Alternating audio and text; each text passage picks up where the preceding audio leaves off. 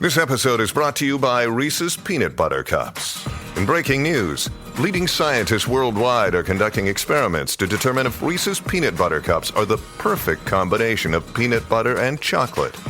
However, it appears the study was inconclusive, as the scientists couldn't help but eat all the Reese's.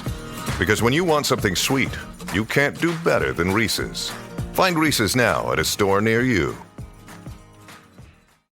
Mom deserves the best, and there's no better place to shop for Mother's Day than Whole Foods Market. They're your destination for unbeatable savings, from premium gifts to show-stopping flowers and irresistible desserts. Start by saving 33% with Prime on all body care and candles. Then get a 15-stem bunch of tulips for just $9.99 each with Prime. Round out Mom's menu with festive rosé, irresistible berry chantilly cake, and more special treats. Come celebrate Mother's Day at Whole Foods Market. Hey guys, welcome to this week's podcast episode, and I have for you today Kim Korte. And the interesting thing about this podcast episode is she's going to talk about emotions and the role that emotions play in decision making, its impact on leadership, how to apply it to emotional management, emotional intelligence for the audience out there. Our emotions, how to keep them in check, what to do when everything's when the shit is hitting the fan, so to speak. And I'm happy to welcome Kim to the show. So Kim, welcome. Thank you so much. How are you today? Yeah, I'm doing well, and thanks so much. Good. And I think the audience is really gonna get really enjoy what you have to share with them. So talk about your journey and how you got to be doing what you're doing. Well, who has an accounting background interested in emotions, because it's really not germane, really, but it is. And I had some life earthquakes. I live in California, so it's a good term to use because I think anyone knows that an earthquake can be a little scary and shattering to your life at times, especially the big ones. Yeah. And I had the last one was a divorce, and I was literally laying on the floor of my condo as I was packing it up to move from San Diego to San Francisco and thinking to myself, oh my gosh, how did I get here? And I just went on this quest. And it's been a long quest. It was, 20 years maybe in the making of just trying to understand. I'm a very process and procedure oriented person. I needed to have some logic. I wanted to know the underpinnings of emotions. And in this journey, I had focused on thoughts. And it was when I read this book called How Emotions Are Made, The Secret Life of the Brain, that I really, really delved into the brain and emotions. We think so much about thoughts, but what thoughts are primarily led or driven by our emotions.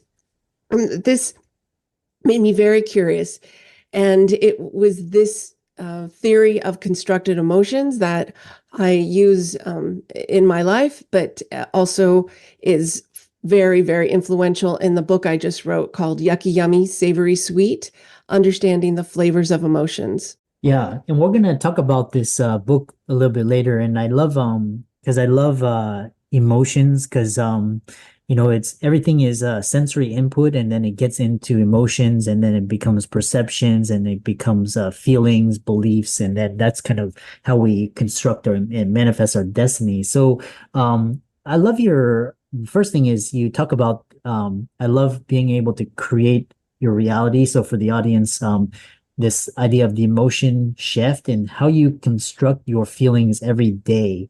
Talk about that for a second. Yes, it was very eye-opening for me in that we are perceiving everything around us, and we think we see with our eyes, but we don't. We see with our brain because it gets sensory input coming in, and the brain has to tell us what those signals mean or make meaning of them. Sometimes it gets it right, and sometimes it gets it wrong. But this is with all of our sensory input. But it also applies to our feelings that we have inside of our body, our emotions. It's a sensory system that's called interoception. And a lot of people think interception. So interoception is how we catch our feelings. That's a great way to transition that autocorrect mistake that often happens when I type the word. But our feelings that we have in our body are a product of the brain. So we feel with our brain, and it's these perceptive inputs that are coming in that it's using. So those are our ingredients, and the recipes are our beliefs, our memories, our experiences, learning. They're all the same thing. They're like a neuronal wiring that takes place, but I call them recipes because when all of this stuff is coming in, the brain is trying to say, well, what's the best guess? Like, what is its likely production with all of this? Kind of like that show Chopped on TV, the food channel. They get all these surprise ingredients, and yet everybody comes up with a different recipe. Everybody has something different produced. And that's the same with our feelings, because we all have a unique history, past, body makeup, illnesses, all these things play a factor. And so when we have all this information come in, our body produces emotions. Yeah.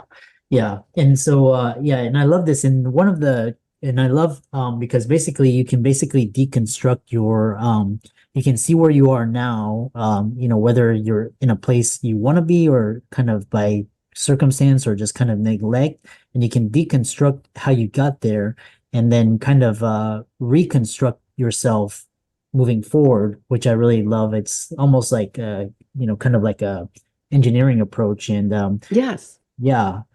And one thing is, talk about, this idea of, where you have, so for example, like, let's say I'm just giving a hypothetical example, this, he's, maybe he or she, they want to move up in the world, but let's say, she faces sexism at work, or let's say, like a minority, trying to move up, but, faces discrimination by, society, and, constantly gets beat down, and like they want to do well, but like it's like every time they try, the society won't let them move forward. So, obviously you're going to become helpless or angry. So, how do you function in this environment? I'm just giving you a hypothetical example. Well, you know what? I can't say for sure that their experience is because they are a minority, or it's hard to say, but I do know this. If you think that your experience is because you're a minority, then it's going to be that, right? And so you might be missing opportunities to self-reflect and improve how you are performing, how you are behaving in the workplace, because your expectations. I just was talking with a woman who was always angry at work, and she realized, and it was a lot of self-reflection, that it was because she expected her coworkers' behaviors and responses. And it wasn't necessarily that they were attacking her, but that she was perceiving it as being attacked because that's what she expected. So when you talked about deconstruction, this is very easy to apply to a dish. When you have a deconstructed dish, it's all the pieces of that dish put together in separate parts of it. So it's not like all mushed together. A deconstructed salad, you're going to see all of the different aspects of this salad, and then you can put it all together. So if you can deconstruct that situation, realizing that you might be perceiving that because it's what you expect, because you believe that it's all because of X, Y, or Z, and then look at that situation differently. And perhaps it is, but perhaps it isn't. And it's only perceived that way because you expect it. So the law of expectations, well, it's the brain. So if you've been fed that, and that's your recipe, and you've been eating it for a long time, it's going to have that flavor. uh-huh. And so it's not just the law of expectations, it's the law of repeatable processes and prioritization and prior emotions and what you've learned. And that's where I really want to hit as to why that happens and why it can happen, and that you can deconstruct it and reconstruct it differently. Sorry to interrupt, but I just wanted to make that point. Yeah. Yeah. And then so kind of what the other thing is this which kind of brings me to I kind of lost my train of thought, but I kind of want to here. So a lot of people talk about so you talk about perception, deception, and how your brain gets your feelings wrong. What do you mean by that? Well, so I'm going to just take a non-emotional situation, and I love to use this example, is that you see something, someone, and you think it's your friend Bob, and Bob is with someone other than his wife, and he has his arm around her, and you're like, oh, Bob is cheating on Barb, and oh my goodness. But it looked like Bob. It wasn't really Bob. And our brain is predicting all the time what you see, what you hear, what you're perceiving. And so it can get it wrong. And I think we've all been in situations where we thought we saw someone and we didn't. But if we didn't look again, we wouldn't, and observe a little more closely, we wouldn't know that we got it wrong. And so our brain does the same things with our emotions. It's predicting all the time. And so when it's using these ingredients, what we expect or what we quickly perceived, it can get it wrong. It's called prediction error. You can look it up, the brain prediction error, and you can read a lot about it. And so for that very reason, we can perceive incorrectly, and then that can translate into incorrect emotion responses. But just like the last example we gave, we could have a belief system that is driving how we feel that might not necessarily be correct in that situation. Yeah, I love that prediction error. Interesting. So, and then, the thing that came to my mind while you were giving that elegant response was, so, you talk about emotion shift and you create, you can create a recipe. And if, you go to a nice restaurant, you order your meal, these are ingredients, right? And you have a delicious steak or whatever. But, in the area of emotions, you may have bad emotions, you may have negative emotions. So, kind of analogizing that to like a meal, a nice meal. So how can you have bad and negative emotions and have a positive outcome? Okay. So let's take that and think about how we do it in a cooking world. Like, I am not a professional chef, but my husband has been in the restaurant world. I've learned a lot about cooking. We have chef friends. I live in a very foodie town, so I know a little bit, enough to be dangerous.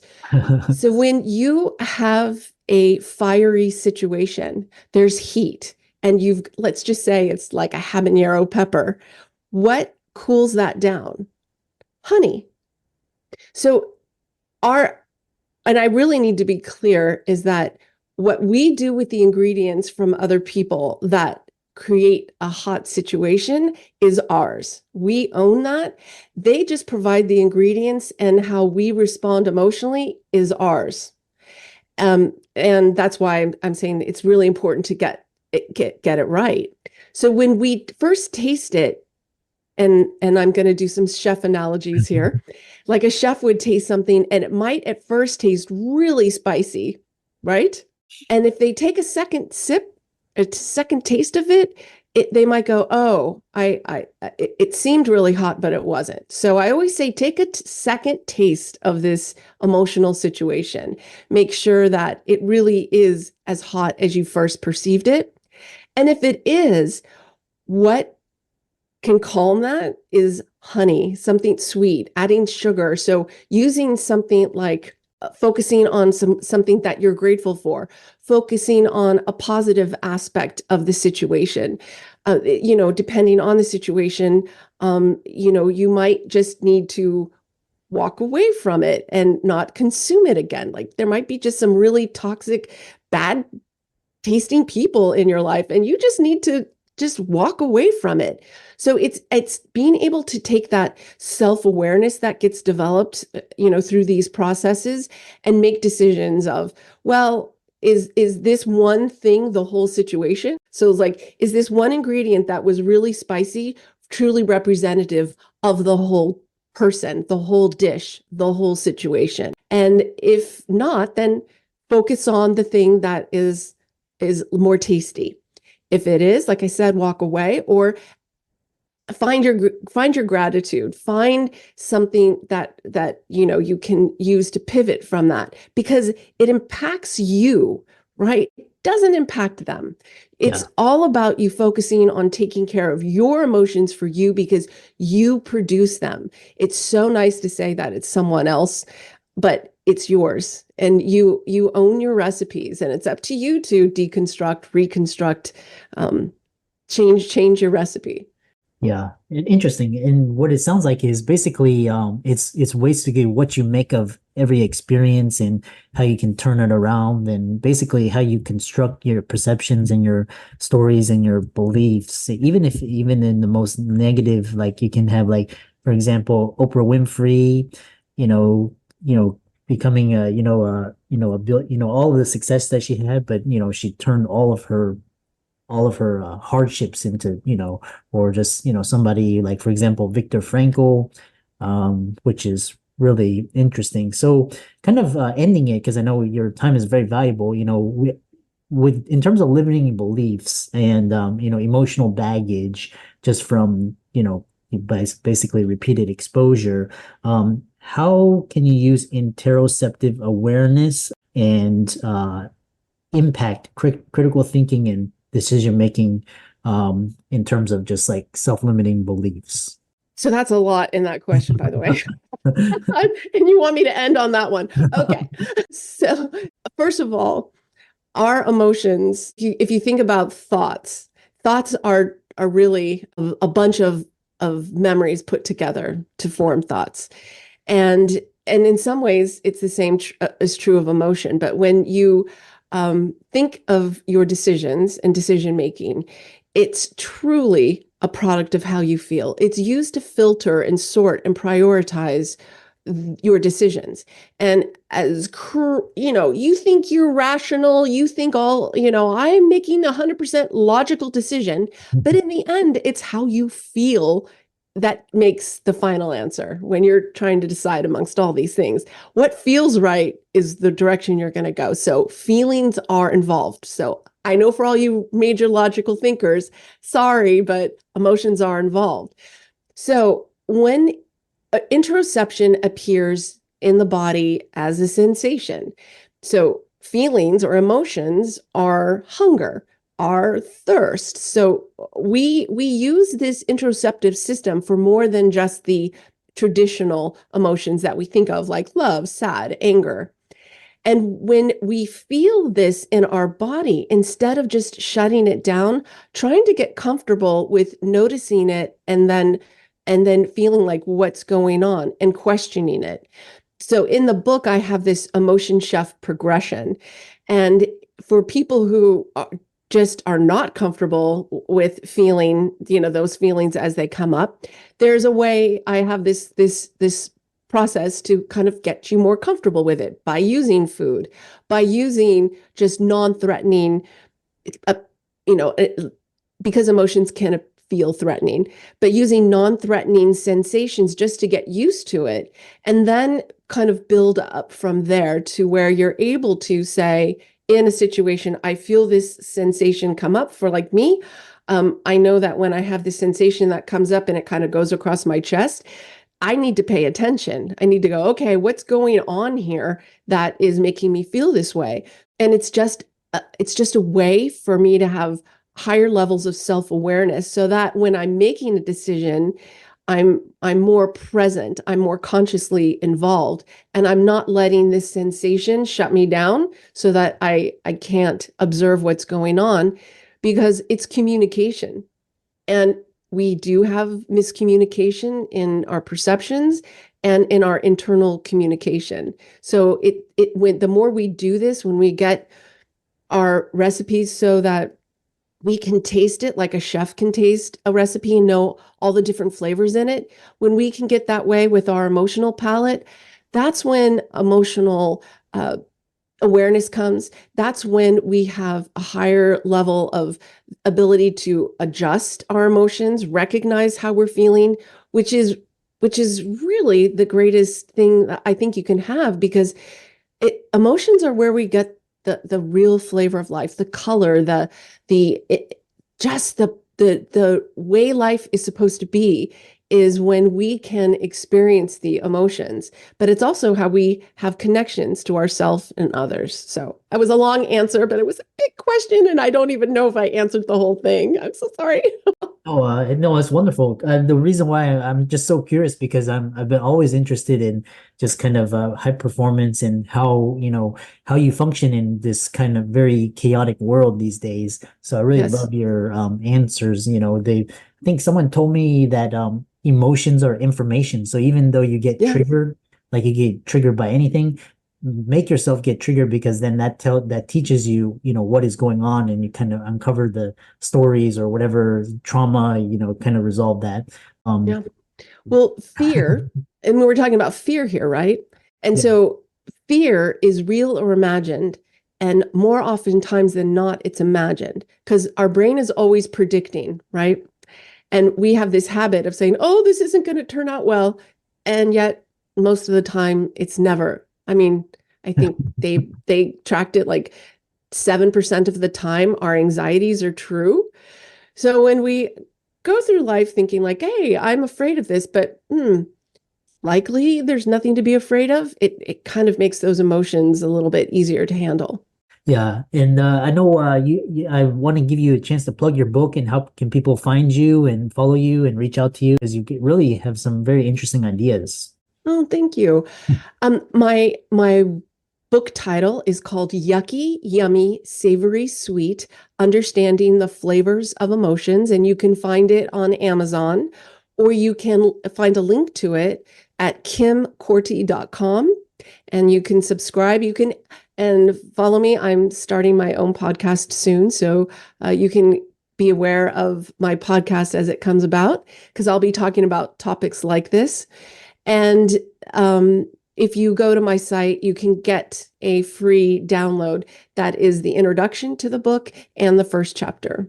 Oh, nice. Yeah, I'll definitely check that out. And, all of Kim's resources will be in the links and show notes. And be sure to check out her book and give her a like and follow on social. And thanks so much for a very fascinating discussion. Oh, well, thank you for having me. It was very enjoyable. I appreciate your inviting me. Thank you.